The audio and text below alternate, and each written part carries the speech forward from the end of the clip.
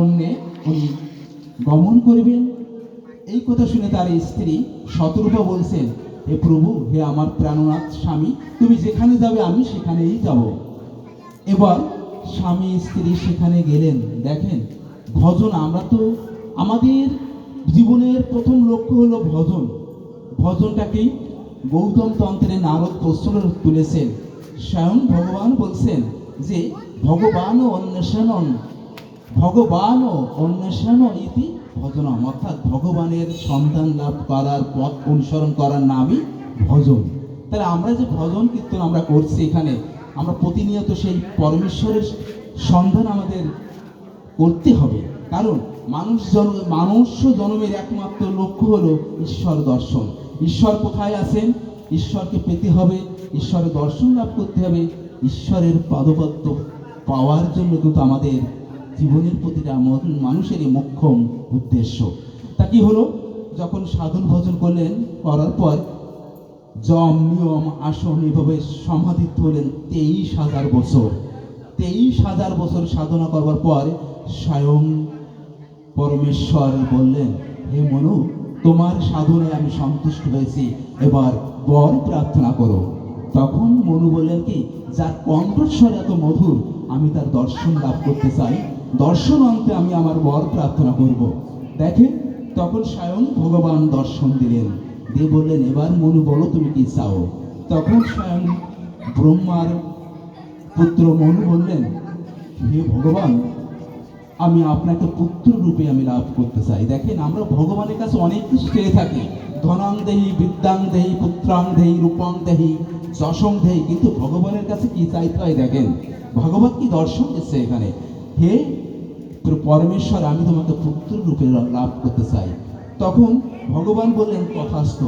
এবার শতরূপার কাছে প্রশ্ন করলেন, হে শতরূপা দেবী, এবার তুমি বর প্রার্থনা করো, তুমি কি চাও? তুমিও তো 23,000 বছর স্বামীর সঙ্গে প্রার্থনা করেছো, তার বলো তোমার বর। তখন স্বয়ং শতরূপা বললেন যে স্বামী যদি সাধনা করে থাকেন, স্বামী যা লাভ করতে থাকে পান, তার বেশি তো স্ত্রী পেয়ে থাকেন। আপনি যদি আমার স্বামীর পুত্র রূপে জন্মগ্রহণ করেন, তো গর্ভে ধারণ তো আমিই করব। দেখছেন মা, তা কি বলছে এখানে, যে স্বয়ং শতরূপা বলছে যে গর্ভে ধারণ তো আমি করব। দেখেন মা, এখানে একটি কথা, যে সর্বক্ষেত্রে যদি যে সকল স্ত্রীরা স্বামীর পূজাচার্য উপার্য নৈবেদ্য হাতে তুলে দিয়ে স্বামীকে তার সহধর্মিণী হিসেবে থেকে স্বামীকে যখন মন্দিরগামী করেন, প্রধামুখী করেন, লাভটা কিন্তু স্ত্রীকে বেশি হয়। ছোট একটা কথা এখানে ভাগবত বলছে, আপনারা জানেন যে জয়দেব কবি, আপনারা সবাই শুনেছেন নামটা মনে হয়, জয়দেব কবি, উনি কিন্তু কি কি করছেন, গীত গোবিন্দ, আপনারা সবাই শুনেছেন মনে হয়, গীত গোবিন্দ রচনা করছেন। গৌতম কি বলছেন এখানে, জয়দেব কবি গীত গোবিন্দ রচনা করছেন। স্বয়ং দিব্য দৃষ্টিতে, দিব্য চক্ষু দ্বারা উনি রাধাকৃষ্ণের লীলা দর্শন করছেন। কি দর্শন করছেন এখানে মা, কথাটা একটু মনোযোগ দিয়ে শুনবেন। স্বয়ং ভগবানের বুকে রাধারানীর চরণ সিক্ত অবস্থায় আছে, এবং স্বয়ং ভগবান অস্তুর সিক্তভাবে বলছে, তমবি মম জীবনাম, তমবি মম ভূষণাম, তমবি মম জলাধীনম। এই কথা মুখে আসছে না, কলমও আসছে না, কিন্তু হৃদয়ে আসছে, লিখতে পারলেন না জয়দেব কবি। তখন কি করলেন, উনি গঙ্গা স্নানে গেলেন। যখন গঙ্গা স্নানে গেলেন, স্বয়ং প্রাণ গোবিন্দ ভগবান শ্রীকৃষ্ণ জয়দেব কবি হয়ে রূপ ধারণ করে উনি গিরিয়ে আসলেন, এবং গীত গোবিন্দে উনি প্রথম শ্লোকটা উনি লিখলেন। কি লিখলেন জানেন মা? স্বয়ং ভগবান শ্রীকৃষ্ণ লিখে গেলেন এখানে, যে তমবি মম জীবনাম, তমবি মম ভূষণাম, সবখণ্ডল মণ্ডল, সবখণ্ডল অন্তরম। তা এখানে দেখেন, যখন জয়দেব এবার এই কথা লিখে বলছে, এ পদ্মাবতী, আমার ক্ষুধা পেয়েছে, প্রসাদ দাও। তখন প্রসাদ, প্রাণ গোবিন্দ প্রসাদ গ্রহণ করলেন। এবার যখন স্বয়ং সেই জয়দেব কবি যখন বাড়িতে আসলেন, বাড়িতে এসে দেখে তার স্ত্রী প্রসাদ গ্রহণ করলেন, প্রসাদ গ্রহণ করছেন। তখন জয়দেব কবি বলছে, এ পদ্মাবতী, আজকে তোমার আমার সম্পর্কের ফাটল ধরলো কেন স্বামী? তুমি তো কখনো আমাকে রেখে কখনো প্রসাদ গ্রহণ করনি, আজকে তুমি কেন প্রসাদ গ্রহণ করলে? তখন বললেন, হে স্বামী, কেন আপনি তো গীত গোবিন্দ রচনা করে প্রসাদ চাইলেন, আমি তো আপনাকে প্রসাদ দিয়েছি, আপনি তো গীত গোবিন্দ লেখা সম্পূর্ণ করলেন। তখন জয়দেব কবি গৃহে গিয়ে দেখে গীত গোবিন্দ বইটি খুলে দেখে প্রথম শ্লোকটা স্বয়ং ভগবান লিখে গেছেন। তখন বলছে, স্ত্রী বলছে, প্রভুজি, হে প্রভুজি, ঘরে আমার স্বামী, বাইরে আমার স্বামী, হে প্রভুজি, তুমি আমাকে কি পরীক্ষায় ফেললে হে প্রভু। তখন স্বয়ং জয়দেব কবি যখন গৃহে প্রবেশ করলেন, দেখলেন যে সেই গৃহে চন্দন চর্চিত সুগন্ধ, দিব্য দিব্য জ্যোতির্ময় সেই সুগন্ধ ঘরে বিরাজ করছেন। বইটি খুলে দেখলেন যে গীত গোবিন্দ প্রথম শ্লোকটি লিখে গেছে। স্ত্রী বলছে, প্রভুজি, হে প্রভুজি, তুমি আমার গৃহে এসেছিলে, আমি তোমাকে চিনতে পারি নাই।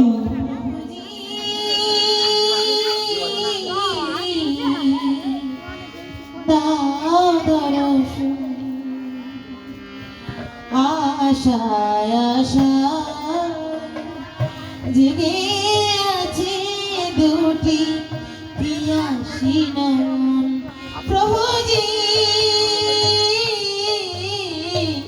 দাও দর্শন, তুমি দাও দর্শন।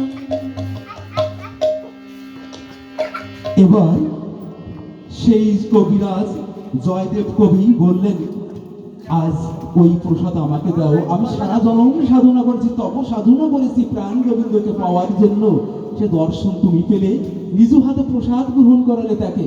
দেখেন, স্বামী যদি সাধনা করেন, আর ওই স্ত্রী যদি স্বামীকে সাধন পথে, পুরুষকে প্রগতির পথে যদি পৌঁছে দিতে পারেন, তবে স্ত্রী বেশি লাভবান হয়।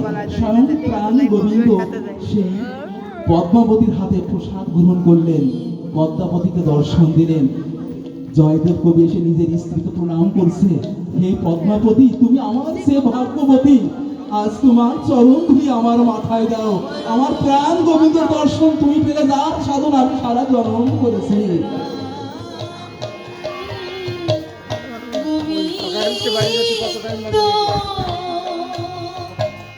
হরিবল হরিবল।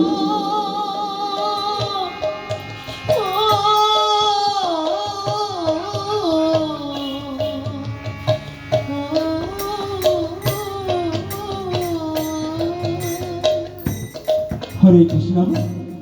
তাহলে দেখেন, এই যে মনুয়ার শতরূপা, ত্রেতা যুগে ইনি ছিলেন রাজা দশরথ, স্বয়ং ব্রহ্মা পরমেশ্বর রামচন্দ্র রূপে আবির্ভূত হলেন। আমি আমার আলোচনা বেশি দীর্ঘায়িত করব না। রাম আগামীকাল এখানে কৃষ্ণ কীর্তন হবে, এখানে রাম নাম হবে, হরিনাম হবে, কৃষ্ণ কথা হবে, কৃষ্ণ নাম হবে। তাই পরম পূর্ণ ব্রহ্ম পুরুষোত্তম রামচন্দ্র আবির্ভূত হলেন। কার কোলে? সেই শতরূপা হলেন কৌশল্যা। কৌশল্যা কেন জানেন? মা কৌশল্যা নামের অনেক তত্ত্ব দর্শন শুনেছেন। কৌশল্যা অর্থ হলো যে পরমেশ্বরকে, যে মা পরমেশ্বরকে নিজের পুত্র রূপে লাভ করবার কৌশল যিনি জানেন, তিনি হলেন কৌশল্যা। তাই তো রামের মায়ের নাম কৌশল্যা। এবার দেখেন, রামচন্দ্র একটি কথায় এই ত্রিভুবন ছেড়ে উনি বনবাসে চলে গেলেন। এই বনবাসে যখন গেলেন, তখন রামের সঙ্গে কে গেলেন জানেন মা? লক্ষ্মণ। তাহলে রামের হয়েছিল বনবাস, লক্ষ্মণের নয়। লক্ষ্মণ ত্যাগ করলেন, তার চেয়ে বেশি ত্যাগ করলেন ভরত। এবার যখন রামের বনবাসে যাওয়ার সময় যখন গঙ্গার তীরে গেলেন, তখন ফিরত আনবার জন্য সবাই গেলেন। সারা রাত রাম কাহিনী শোনা হলো। ভোরবেলায় ওখানে আপনারা জানেন যে দুটক মাঝি ওই গঙ্গা পার হয়, জানে প্রভু এই গঙ্গা পার হয়ে যাবেন, তাই গঙ্গা পার হয়ে যাবেন। সারা রাত রাম কথা শুনে রাম চরিত্র আস্বাদন করার পর নিষাদ রাজকে একটা অনুরোধ করলেন, বললেন, হে নিষাদ রাজ, আজ আপনার চরণে আমার একটি বর প্রার্থনা আছে। যেদিন আপনি মূর্ছা গেছিলেন, আমি আপনার সেবার যত্ন করে আমি আপনাকে সুস্থ করে তুলি, তখন আপনি আমাকে বর প্রার্থনা করতে বলেছিলেন। আজ আমি সেই বরটি প্রার্থনা করব। তা বলো, তোমার কি বর? আগামীকাল আমার নৌকাটা এখানে এই গঙ্গার তীরে যত নৌকা আছে, সকল নৌকা সুন্দর আর আমার নৌকাটা ভাঙা। তাই আগামীকাল সকালে যত সময় না প্রভু রামচন্দ্র এই গঙ্গার ঘাট পার না হবে, তত সময় এই ঘাটে কোনো নৌকা থাকবে না, আমার নৌকা বিনা। তথার্থ নিষাদ রাত তখন সকল নৌকাকে ছুটি দিলেন, শুধুমাত্র বিঠক নদী মাঝির নৌকাটা থাকলো।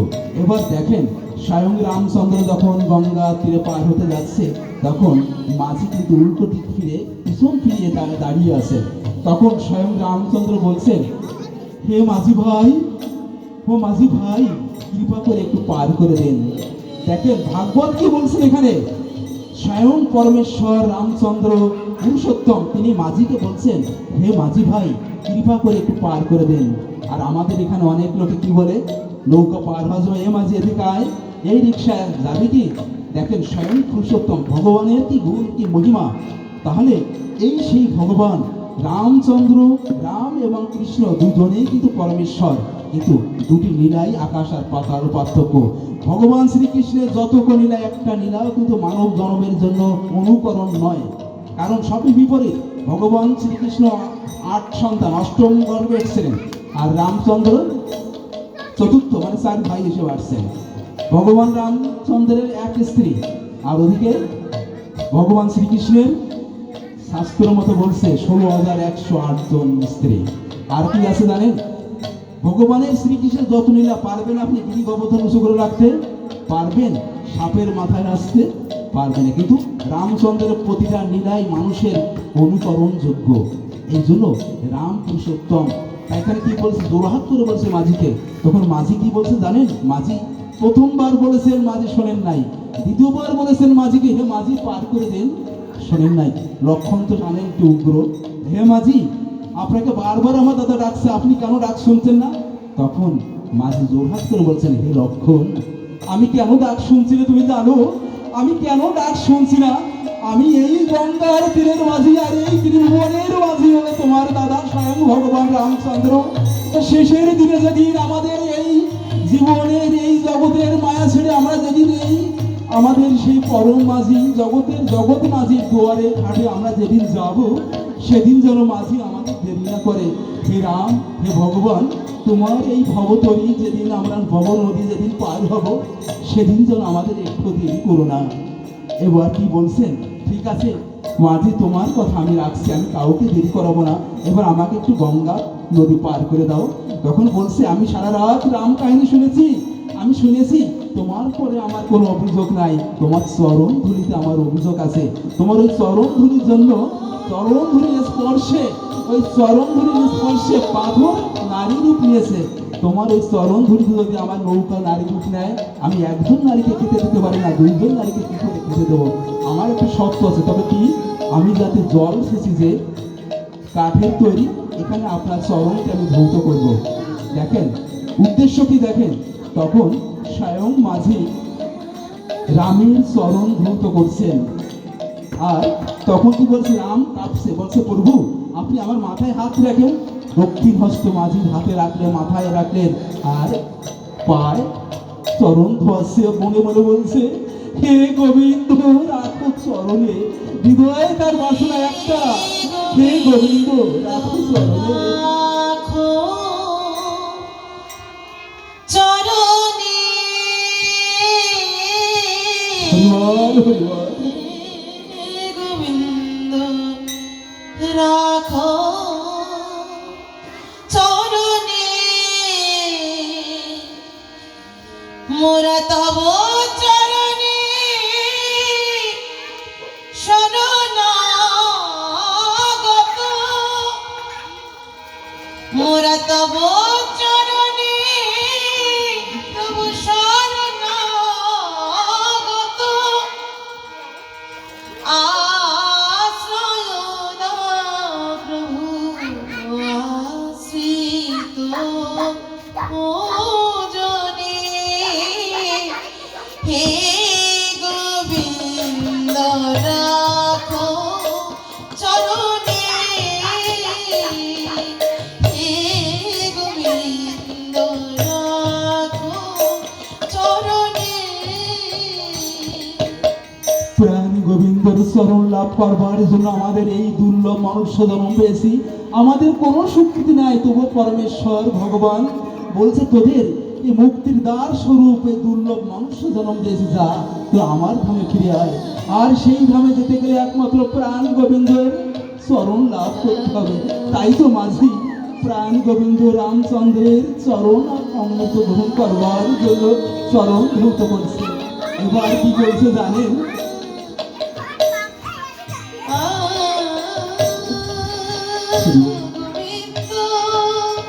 গোবিন্দ প্রাণ গোবিন্দ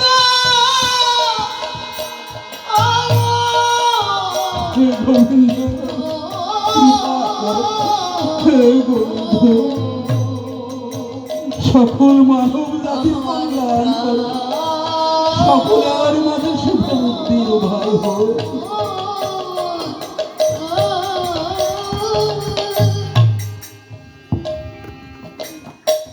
জানেন মা, এই চরণ লাভ করবার জন্য বিপ্লব মাঝি কি করলেন?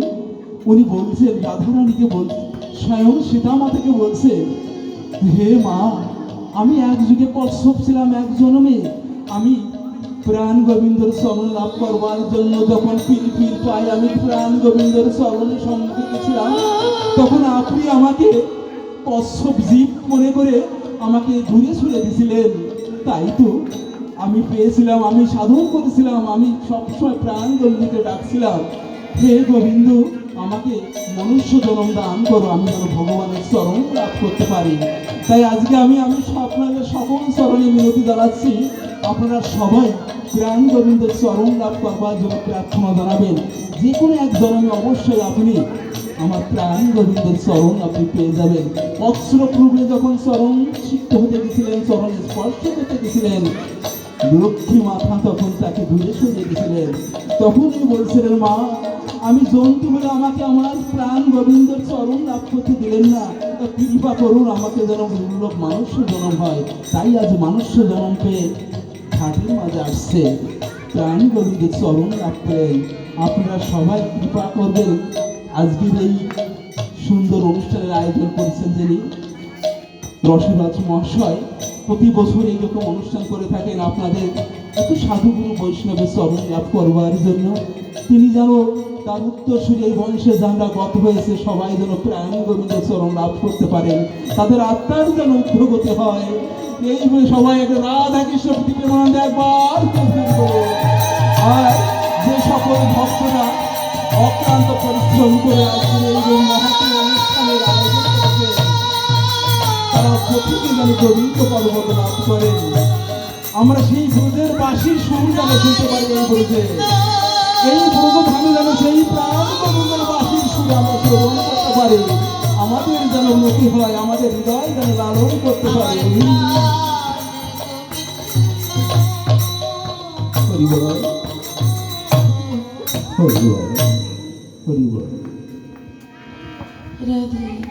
সময় অল্প মা, আমাদের মাঝে দুজন বিজ্ঞ আলোচক আছে, আমরা তার কাছ থেকে কিছু চরণ অমৃত, সে অমৃত সুধার আস্বাদন করব।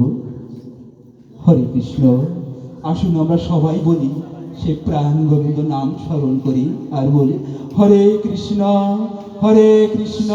কৃষ্ণ কৃষ্ণ হরে হরে, হরে রাম রাম রাম হরে হরে। জয় জয় রাধা কৃষ্ণ পৃথিবীর আনন্দ একবার হরি বল।